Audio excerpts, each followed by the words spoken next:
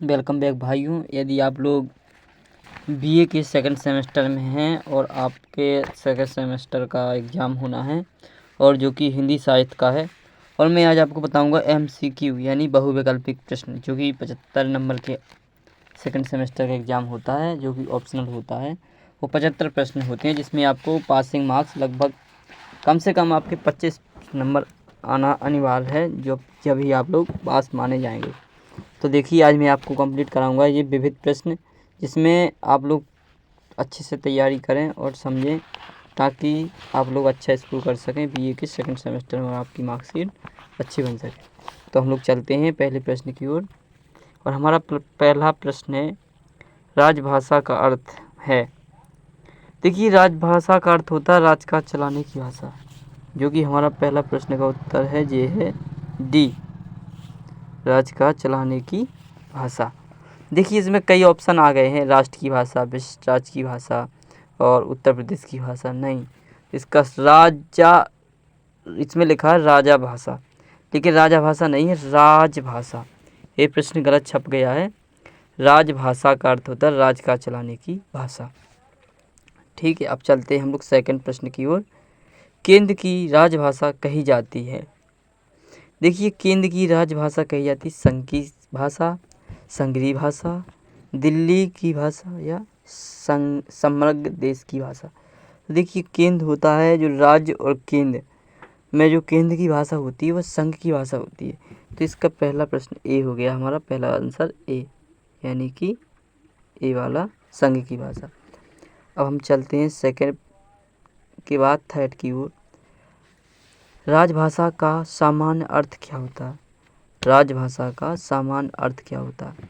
देखिए, अभी हम लोगों ने पढ़ा था, राजभाषा का सामान्य अर्थ होता है राजकाज चलाने की भाषा, जो कि हमारा प्रश्न का तीसरे का तीसरा हो गया, यानी सी बिल्कुल क्लियर ही है।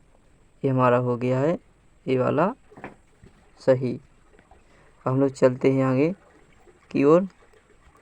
अब हमारा प्रश्न आ गया है चौथा, सरकारी दृष्टि से राजभाषा का अत्यधिक महत्व है। देखिए, मैं आपको बता दूं, तो सरकारी दृष्टि से जो कि राजभाषा का महत्व है न्याय प्रशासन करना। जैसे इसमें प्रश्न का पहला आंसर है न्याय के कारण, प्रशासन के कारण, सर्वाधिक प्रयोग के कारण। देखिए, इन दोनों का आंसर जो है, मतलब हमारा ये दोनों है, लेकिन इसमें दो का ऑप्शन डी दिया गया, न्याय प्रशासन दोनों। तो यानी हमारा आंसर हो गया डी, बिल्कुल कंफर्म। ये हो गया हमारा डी वाला। चलते हैं अगले प्रश्न की ओर। प्रमुख रूप से राजभाषा प्रयुक्त होती है। प्रमुख रूप से राजभाषा प्रयुक्त होती है। तो देखिए, प्रमुख रूप से राजभाषा प्रयुक्त होती है, जो कि हमारे यहाँ 4 क्षेत्रों में होती है। कितने क्षेत्रों में? 4 क्षेत्रों में होती है। तो हमारा सी बिल्कुल करेक्ट है, 4 क्षेत्रों में होती है। चलते हैं अगले प्रश्न की ओर। राजभाषा का प्रारंभिक उल्लेख है संविधान किस अनुच्छेद में। देखिए, मैं आपको बता दूं, संविधान का जो 343 अनुच्छेद है, उसमें पैरा सेक्शन ए में है हमारा राजभाषा का उल्लेख, यानी कि ए हमारा बिल्कुल कंफर्म हो गया है। चलते हैं अगले प्रश्न की ओर। भारत के संविधान में राजभाषा संबंधी प्रावधान है। देखिए, भारत के संविधान में जो राजभाषा का प्रावधान है, इसमें भी 2 वर्गों में है। नहीं, 2 वर्गों नहीं, रॉन्ग, मैंने गलती से बोल दिया। इसका सही उत्तर है सी वाला, जो 4 वर्गों में विभाजित है, 4 वर्गों में है। ये वाला हमारा ऑप्शन कंफर्म है। अब हम चलते हैं अगले प्रश्न की ओर। प्रश्न संख्या 8।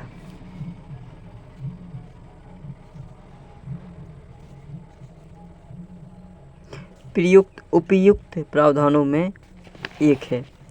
देखिए, उपयुक्त प्रावधानों में हमारा जो है ना, तो बोलचाल में प्रयुक्त भाषा, संचार भाषा, उत्तर प्रदेश में प्रयुक्त भाषा, मंत्रिवर्ग की भाषा। देखिए, जो प्रश्न का जो उत्तर हमारा पहला है, वो 8वां का उत्तर है, जो संचार की भाषा ही प्रयुक्त है, एक है। क्योंकि सब जगह, भारत में सब जगह बोली जाती है संचार की भाषा। जब तो एक दूसरे को हम पहचान पाएंगे, वो बोल पाएंगे कि कौन क्या कह रहा, संचार की भाषा। हम चलते हैं आगे की प्रश्न की ओर। 9वें नंबर पर, संविधान के अनुच्छेद 351 में हिंदी भाषा का अर्थ है। देखिए, इसका उत्तर हो गया हमारा, जो कि है डी, राजभाषा। जो कि इनके आप ही अपन ने पढ़ा था कि एक में होता है इसका उल्लेख, एक में होता है, ये वाला हमारा राइट है। राजभाषा, राजभाषा की परिभाषा क्या है? राजभाषा की परिभाषा के संविधान में, न्यायपालिका में, विधानसभा में और कहीं भी नहीं। तो देखिए प्रश्न बहुत ही मोस्टली आता रहता है, ये कहीं, राजभाषा की परिभाषा कहीं भी नहीं है, कहीं भी नहीं है, यानी कि 100% संभावना। इसको याद करना ज़रूर रखें, याद करें। और यदि आप लोग चैनल पर नए तो चैनल को सब्सक्राइब करें और वीडियो कर दें शेयर, ताकि आपके दोस्त भी इसे ज़रूर पढ़ सकें और देख सकें कि वे लोग परेशान हो रहे होंगे कि कैसे क्या करें। तो देखिए शेयर करना ना भूलें, शेयर कर दीजिए। चलते हैं अगले प्रश्न की ओर। अब हम आ गए हैं संविधान सभा में राजभाषा का प्रश्न उठा। देखिए संविधान सभा में जो राजभाषा का प्रश्न उठा है वो है हमारा डी, गांधी जी की मृत्यु के बाद उठा था संविधान सभा में राजभाषा का प्रश्न, गांधी जी की मृत्यु के बाद। तो हमारा जो प्रश्न का उत्तर हो गया है ये वाला, गांधी जी की मृत्यु के बाद। चलते हैं अगले प्रश्न की ओर। हिंदी भारत की राजभाषा होगी, यह निर्णय लिया गया था, ये लिया गया था 1949 में, सितंबर 1949 में। ये आपको याद करना है, सितंबर 1949। इन पर कन्फ्यूजन वाली काफ़ी डेट दी गई है, तो परेशान नहीं होना है। चलते हैं आगे की ओर। संप्रति व्यवहारिक दृष्टि से राजभाषा बनी हुई है, ये देखिए हिंदुस्तानी, खड़ी बोली, उर्दू, सुस्पष्ट प्रावधान। तो इसका प्रश्न का सही उत्तर है सुस्पष्ट प्रावधान। चलते हैं अगले प्रश्न की ओर, क्योंकि हमें जल्दी करना है। व्यवहारिक दृष्टि से राजभाषा के रूप में हिंदी के अनुपयोग का कारण है। देखिए नेताओं की मत भिन्नता, हिंदी विरोधी नेतागण, संविधान में संकेत, सुस्पष्ट प्रावधान। तो इसका हमारा जो सही उत्तर है सुस्पष्ट प्रावधान, यही हमारा प्रश्न का सही उत्तर है। चलते हैं अगले प्रश्न की ओर। देखिए राजभाषा का आयोग का गठन किया गया था, राजभाषा आयोग का गठन किया गया था 1955 में। 1955 हमारा वो करेक्ट आंसर है, इसको याद करना ज़रूरी है क्योंकि आने की संभावना है इसकी। चलते हैं अगली ओर। राजभाषा अधिनियम पुनः बनाया गया था, पुनः, पहले 55 में वो किया था, गठन किया गया था, फिर पुनः बनाया गया था 1963 में, यानी हमारा प्रश्न का सही उत्तर हो जाएगा सी, बिल्कुल करेक्ट।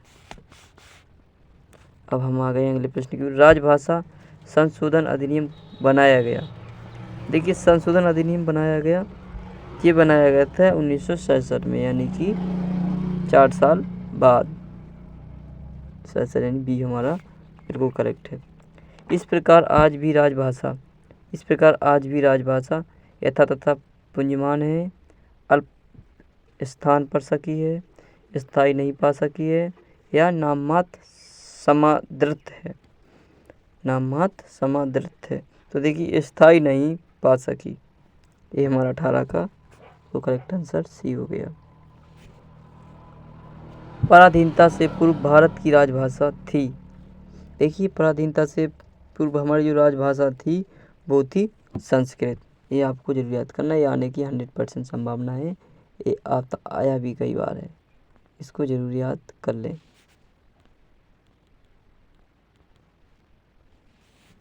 हम लोग चलते हैं अगले प्रश्न की ओर। मुस्लिम साम्राज्य के पतन के पश्चात राजभाषा हुई, यानी कि मुस्लिम का जो पतन हो गया इसके पश्चात जो हमारी अंग्रेजी भाषा है वही आई, जो यही बनी हमारी भाषा। अब चलते हैं आगे की ओर।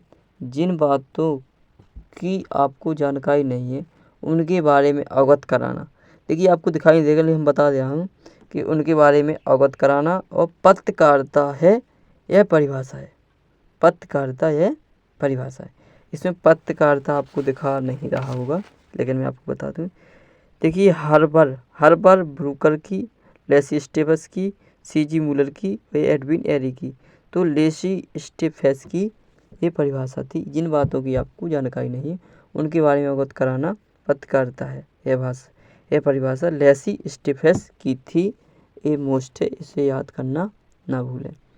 ये 100% आ सकता है। चलो आगे की ओर। पत्रकारिता के चौथी सत्ता कहा, किसी ने कहा है? तो देखिए ये वर्ग थे, उन्होंने पत्रकारिता को चौथी सत्ता कहा है, यानी हमारा डी बिल्कुल राइट है, वर्ग। चलते हैं अगले प्रश्न की ओर। पत्रकारिता का प्रारंभ हुआ था। पत्रकारिता का प्रारंभ हुआ था शहरी क्षेत्र में, क्योंकि आप लोग जानते हैं गाँव में तो पत्र पहले चलते थे। आज भी अभी कई गांव ऐसे पिछड़े हुए हैं। वो कमेंट जरूर करें कि आपके यहाँ पत्रकारिता में कोई है या नहीं, तो पत्रकार कमेंट जरूर कर देना। चलते हैं और देखिए शहरी क्षेत्र में हमारा प्रश्न का उत्तर हो गया, शहरी क्षेत्र में प्रारंभ हुआ था।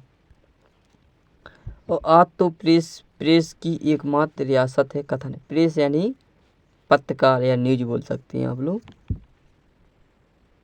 देखिए आज जो है इसका उत्तर हो गया ऑस्कर वाइल्ड का, यानी इनका कथन था, ऑस्कर वाइल्ड का कथन था। ठीक है, इसको याद करना जरूरी नहीं है, लेकिन फिर भी आप पढ़ लीजिए, ये भी काम आता है। चलते हैं अगली बार। निम्नलिखित में बाल पत्रिका है। देखिए दिनमान, चंदामामा, आउटलुक, मनोरमा। मनोरमा जैसे DV चंदामामा। बाल पत्रिका आप लोग दिमाग लगाइए, थोड़ी आप भी कॉमन दिमाग लगाते चलिए। देखिए दिनमान, चंदामामा आपने सुना होगा, बाल बच्चों वाली ये पत्रिका हो सकती है। ये हमारा डी बिल्कुल राइट है। चंदामामा दूर के पूर्व पगाए पूरी, किसने सुना है कमेंट करें और लिखें जरूर, पूरी कहानी या कविता हो जो भी हो। चलते हैं अगले प्रश्न की ओर। मनुष्य के सामाजिक व्यवहार पर दृष्टि डालती है। मनुष्य के सामाजिक व्यवहार पर दृष्टि डालती है। देखिए सी इसका जो है ना, मानव है ना, उसको सामाजिक पत्रकारिता पूरे समाज पर दृष्टि डालती है। इसका जो हमारा प्रश्न का उत्तर है वो हमारा सी है, बिल्कुल राइट, सी। इसको याद करना है, ये आएगा। क्योंकि देखिए विकास पत्रिका शैक्षिक पत्रकारिता है जो है, लेकिन मानव पर जो दृष्टि डालती है सामाजिक पत्रकारिता, क्योंकि ऐसे तो काफ़ी है लेकिन ये चीज़ डालती है। चलते हैं प्रश्न की। पशुपालन एवं दुग्ध उद्योग विषय है। दुग्ध उद्योग विषय है, तो देखिए ये है हमारा ग्रामीण पत्रकारिता के रूप में है। जैसे इसमें काफ़ी आ गया आर्थिक पत्रकारिता, संदर्भ पत्रकारिता या अनुसंधान पत्रकारिता, तो इसका सही उत्तर हमारा ये हो गया है। चलते हैं अगली पत्रकारिता। माधुरी पत्रिका है किस प्रकार की? फिल्मी नहीं, संस्कृत, फिल्मी, कलात्मक या राजनीतिक। तो 28 का जो प्रश्न का उत्तर है, ये माधुरी पत्रिका है, ये फिल्मी दुनिया का है।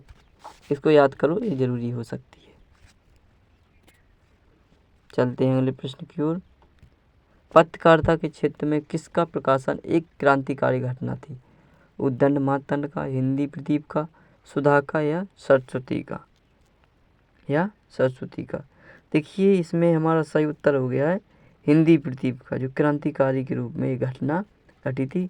कभी आप पढ़ना और समझना कि हिंदी प्रदीप का पत्रिका क्या है, जो आपको क्लियर पता चल जाएगा इससे क्या है। चलते हैं अगले प्रश्न की ओर। अब आ गए हम, सर्वाधिक सरल प्रकाशन माना जाता है। सर्वाधिक सरल प्रकाशन माना जाता है। देखिए विज्ञान पत्रिकाओं का, आर्थिक पत्रिकाओं का, फिल्मी पत्रिकाओं का या बाल पत्रिकाओं का।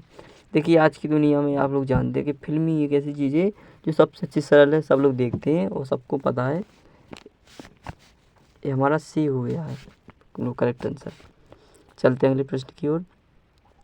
दुनिया में समाचार पत्र एक उत्पाद है। दुनिया में समाचार पत्र ही एक उत्पाद है जो लागत से कम पर बिकता है,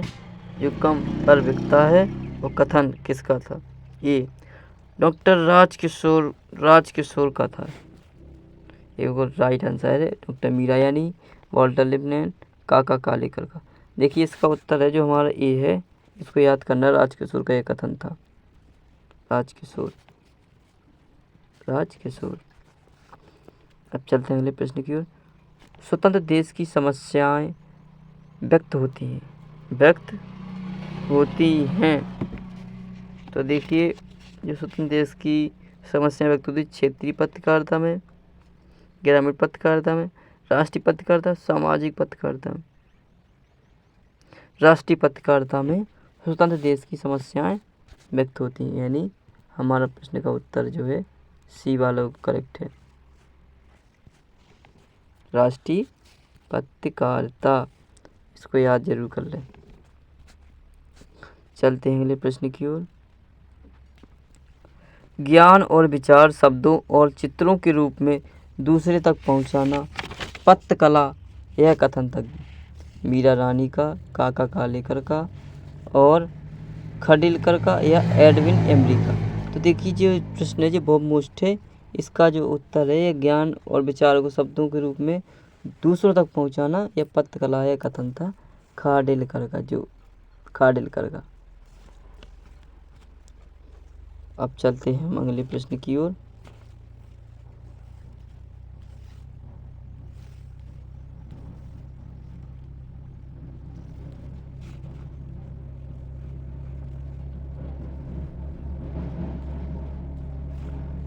देखिए, अब मैंने वो चिन्हित कर दिया, दिखाई नहीं दे रहा हो, लेकिन आपको बता दूं, खेल के विषय में संवाद लिखे जाते हैं दो प्रकार के। जैसे खेल लिखा है, गुद गया मुझसे, कोई बात नहीं। दो प्रकार के खेल के विषय में संवाद लिखे जाते हैं, दो प्रकार के। तो इसका उत्तर हो गया हमारा ए वाला। चलो, अब मैं कम पेन चलाऊंगा, वो कट नहीं रहा था। इन संवादों में एक है। देखिए बी अग्रिम इन संवादों में एक है, यानी हमारा प्रश्न का उत्तर हो गया ए अग्रिम। चलो ठीक है, अब चलते हैं। संसद कार्यवाही प्रकाशन के अधिनियम लागू हुए थे हमारे 1962 में लागू हुए थे। चलते, गीता की शुभ दृष्टि क्या है? देखिए, पत्रकारिता ही गीता की शुभ दृष्टि है। ये आपको आंसर दिख रहा होगा, पत्रकारिता भी बहुत पढ़ा आपने पत्रकारिता के बारे में। जनरल शब्द से निर्मित जर्नलिज्म शब्द है व्यापक, संकीर्ण, विकीर्ण, व्यापक या विस्तृत। तो देखिए, व्यापक इसका सही आंसर हो गया, व्यापक ही हमारा सही उत्तर है। आजकल की पत्रकारिता ने सर्वस्व स्वीकार किया है, कला को, व्यवसाय को, व्यवसायत्मक को या उदारता को। देखिए, ये किया है हमारा व्यवसायत्मकता को, यानी कि हमारा सी बिल्कुल करेक्ट है। चलते हैं आगे। पत्रकारिता के संदर्भ में गांधी जी का महत्व देते हैं सम्यक दृष्टि को, समदृष्टि को, दूरदृष्टि को, सहदृष्टि को। देखिए, समदृष्टि है, ये हमारा राइट आंसर हो गया। महत्व देते हैं गांधी जी के महत्व देते थे। आधुनिक पत्रकार कला पुस्तक है। देखिए, आधुनिक कला पत्रकार जो पुस्तक है ये किसकी है बताऊंगा आपको। देखिए, यदि आपको पता है तो कमेंट करें, मैं आपको 5 सेकंड का समय दे रहा हूं। देखिए, चलो कोई बात नहीं, जो भी कर दे तो ठीक है, लेकिन आपको बता दूंगा आपने पहले ही पढ़ा था। ये है खाडिलकर जी का है। चलते हैं अगले प्रश्न की ओर। जर्नलिज्म शब्द व्युत्पत्ति है, फ्रेंच शब्द है, ये किसका था? देखिए, 42वां प्रश्न बहुत मोस्ट है, ये जर्नी से है। कहाँ से? जर्नी से है। चलते हैं अगले प्रश्न की ओर। प्रत्येक पत्रकार अंततः है रचनाकार भी, कलाकार भी, साहित्यकार भी और कृतिकार भी। देखिए, 43वां प्रश्न जो हमारा सही उत्तर है साहित्यकार, बिल्कुल राइट आंसर साहित्यकार। चलते हैं। सरस्वती पत्र का प्रारंभ हुआ। देखिए, सरस्वती पत्र का प्रारंभ हुई थी 1920 में। 1920 में राइट आंसर है इसका। पत्र पत्रिकाओं के माध्यम से बने साहित्यकारों में एक है। क्या है एक? देखिए, आप लोग बता सकते हैं क्या है इसमें एक? जयनंद कुमार। जयनंद कुमार है जो पत्रकारों में से एक है, बने साहित्यकारों में से। तो इसका उत्तर हो गया जयनंद कुमार जी। चलते हैं आगे। समालोचक पत्रिका का प्रकाशन हुआ था। समालोचन पत्रिका का जो प्रकाशन हुआ था जो 1902 में हुआ था। कब हुआ था? 1902। पहला प्रश्न का उत्तर 46 का ए हो गया। हंस पत्रिका का प्रारंभ कब हुआ था? 1930 में हुआ था। 1930 में हुआ था हंस पत्रिका का प्रकाशन, 1930 में। चलते हैं। कल्याण पत्रिका का प्रकाशन कब हुआ था? है ये गोरखपुर से। कहाँ से हुआ था? गोरखपुर से। सी वो राइट आंसर हो गया। पत्रकार जिस शैली का प्रयोग करता है वह है अब समास, व्यास, आगमन, निगमन। तो देखिए समास का उपयोग करता है पत्रकार, समास शैली का उपयोग करता है, इसी से वो अपना पत्र लिखता है। यही शैली ज़्यादा उपयोग की जाती है। पत्रकारिता में चरमावस्था होती है। पत्रकारिता में चरमावस्था होती है प्रारंभ से। कहाँ से होती है? प्रारंभ से। यदि आप लोग चैनल पर नए हैं तो चैनल को सब्सक्राइब करना ना भूलें और वीडियो को कर दें शेयर अपने दोस्तों को। देखिए यदि आपको वीडियो पसंद आए तो वीडियो को लाइक कर दें और यदि आप लोग चैनल पर नए हैं तो चैनल को सब्सक्राइब करना ना भूलें। मैं आपको तैयारी को बनाऊंगा ज़बरदस्त। बने रहिए हमारे साथ। हमारे परिवार से जुड़ने के लिए आप लोगों का धन्यवाद और आपका दिन शुभ हो। और मिलते हैं अगली वीडियो में नई जानकारी और नए उमंग के साथ और तैयारी के साथ।